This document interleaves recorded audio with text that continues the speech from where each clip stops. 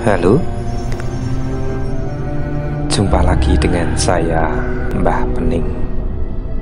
Tentu masih ingat kisah yang lalu di asrama sekolah, bukan? Jika Anda belum sempat mendengarkan cerita tersebut, silahkan menonton di video yang pertama. Kisah mistis di tempat itu masih berlanjut, dan di episode ini masih berkaitan dengan kawasan itu. Dengan segala hormat, nama yang ada di sini adalah nama samaran, penghormatan kepada beliau yang menjadi tokoh sentral di sini. Suatu hari, saya lupa harinya, hari apa? Waktu sekitar pukul 8-an malam. Saya bersama 4 rekan yang tinggal di mes berkumpul di aula.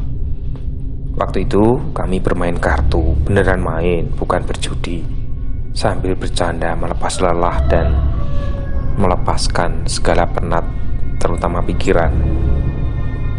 Ngopi dan beberapa ada yang merokok sambil ngobrol ngalor ngidul kesana kemari. Ya biasalah anak muda yang lagi nongkrong melepaskan capek. Cuaca yang saat itu cerah tiba-tiba menjadi gelap. Mendung itu datang menggantikan sinar mentari. Anehnya, udara menjadi sangat gerah. Waktu itu keadaan di mes sangat sepi karena sudah tidak ada aktivitas.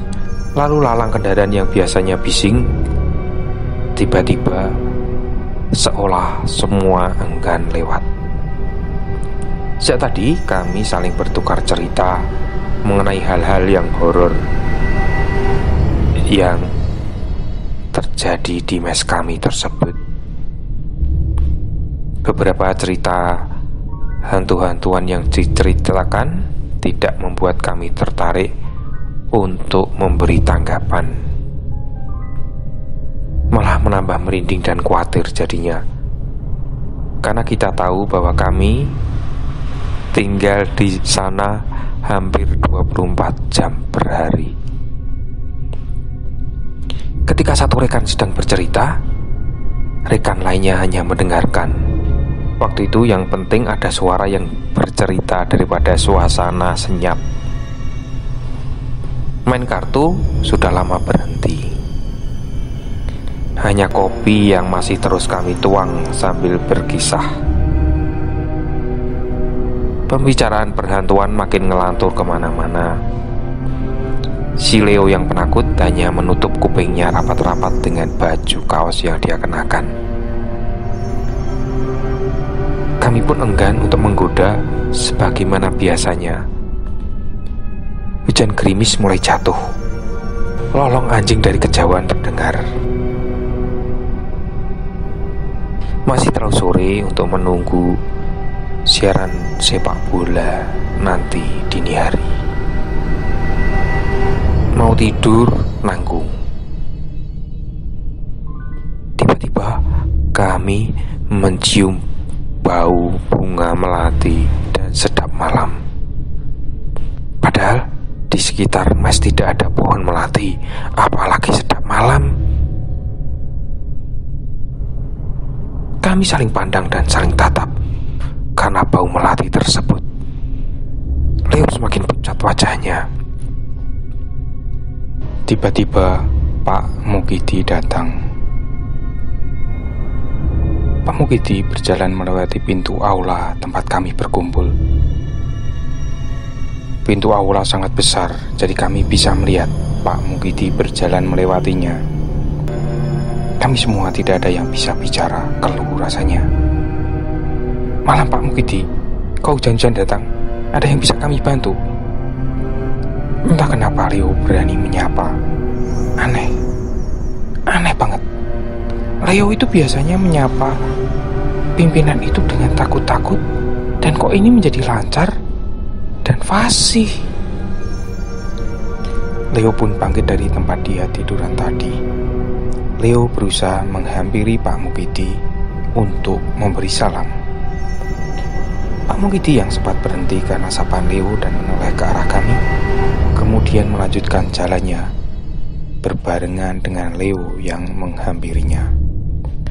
Pak Mukidi segera berjalan ke arah pinggir lapangan depan aula, dan Leo waktu itu berusaha mengejarnya. Beberapa saat, Pak Mukidi dan Leo yang ada di belakang sudah tidak terlihat karena terhalang oleh tembok aula.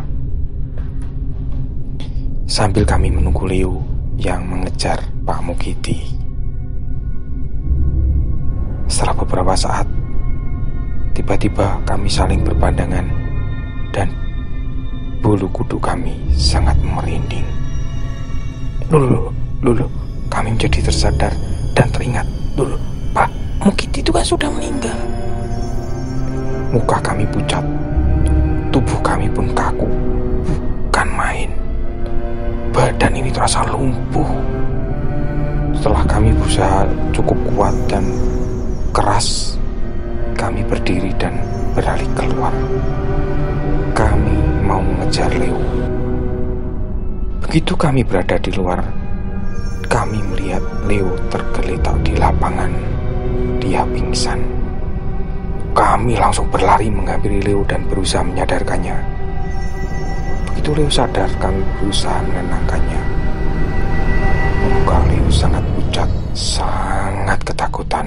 Sambil terbata-bata, Leo menunjuk sebuah pohon palem besar di pinggir lapangan. Pak Mukidi, katanya sambil tersengal-sengal. Kami tetap berusaha menenangkan Leo. Seorang dari kami memberi minum. Masih juga dengan ketakutannya, Leo berusaha menceritakannya. Pak Mukidi masuk ke pohon. Pak Mukidi masuk ke pohon palem. Dengan nada ketakutannya, Leo menyelesaikan kalimatnya. Nah, teman-teman setia Mbah Pening, itu tadi adalah cerita lanjutan dari kisah seram di asrama tua. Masih banyak cerita lagi di asrama itu, dan pastinya akan lebih menyeramkan. Hantu atau jin atau apalah namanya, kadang memang ada di sekitar kita. Mereka bisa menampakkan diri, menyaru, menipu, atau mengganggu kita, entah dari penampakan atau mengubah tindak tanduk kita.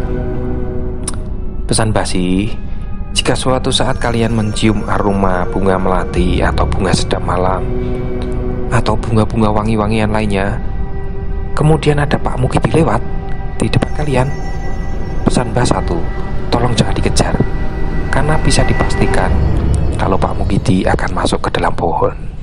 Oke, demikianlah cucu-cucu. Tolong share video Mbah ke teman-teman kalian ya, kerabat atau saudara kalian. Video ini akan berguna agar cucu-cucu kita semua terhindar kejadian yang sama.